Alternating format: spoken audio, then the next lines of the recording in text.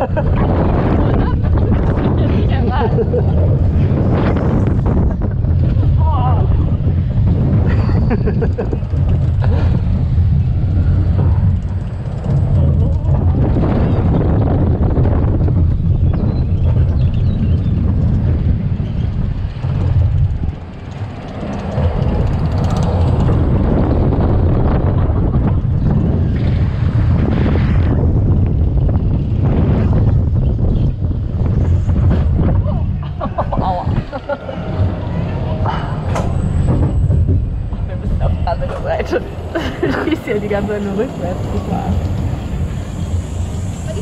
Oh, meinst du, wir dürfen sitzen bleiben? Wenn da keiner ist.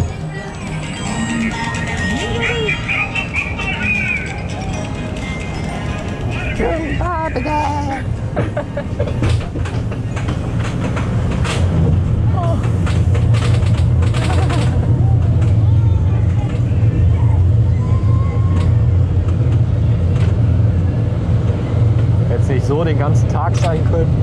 Ja, echt.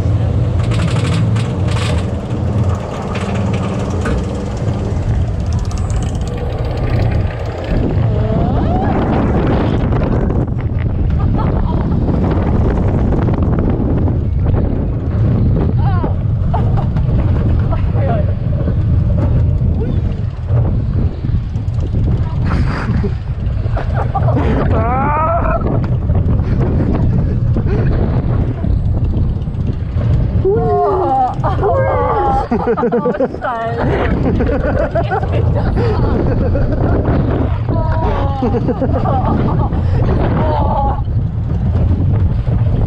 Das hat sich noch krasser gedreht.